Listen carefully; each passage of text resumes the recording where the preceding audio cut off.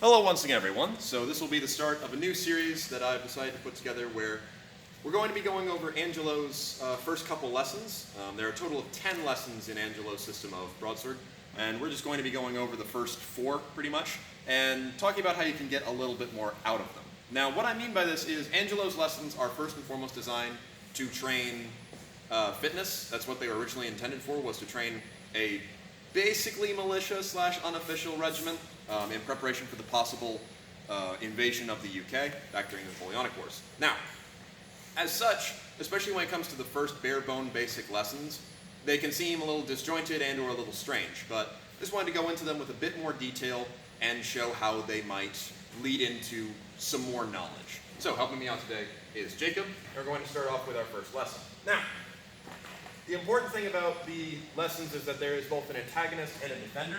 The antagonist being the senior student, otherwise, and also their trainer. Meanwhile, the defender is the younger student who's also going to be attacking first. So he will be serving as the defender, I will be serving as the antagonist for this. So the lesson as written, we begin in slope, and we'll transition to the hanging. He's going to cut at my head first. I shift back and defend. I cut for his head, he shifts back and defends. He cuts for my leg.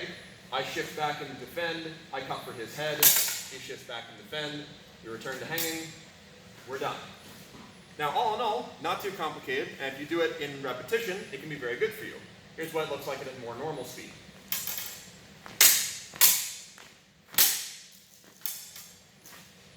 Pretty simple, pretty good. Do that a couple hundred times. You learn how to cut and guard the head, and you also learn how to throw an attack on the leg. Now, if you just do that, that's fine, you'll still get a lot out of it, but let's talk about what the recruit is actually learning.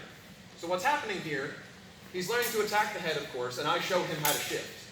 Then I attack against his head, and he does the same.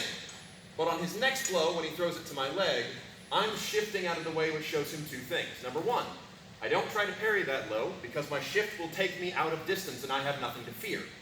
Now following this, I throw a blow to his head, which he will shift back and defend against this time.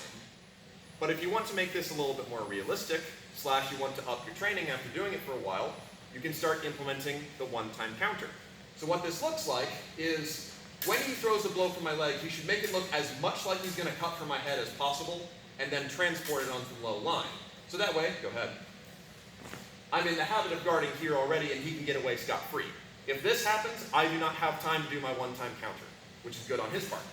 But more realistically, especially when working with beginners, he's going to be a little obvious in that leg cut, so I will shift back and cut his head in the same tempo.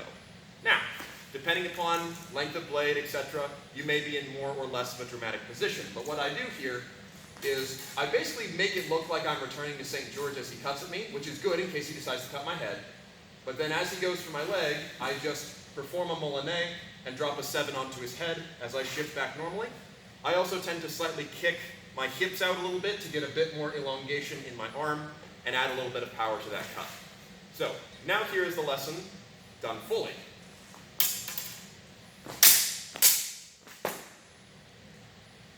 Which in turn leads to, okay, he now cuts for the leg, he learns to make it more deceitful, so that way I think he's going to cut for my head and defend rather than trying to use the one-time, but this can lead into something else. It's like, okay, now he is still throwing the blow to my leg, he sees me doing this one time, he's going to raise his guard to defend. So that'll look like this. Okay? And with practice, you will get better and better at it. Now he remains down, and this will actually lead us very well into lesson 2, which we'll be covering next week. But for now, here's it, all 3 versions one more time.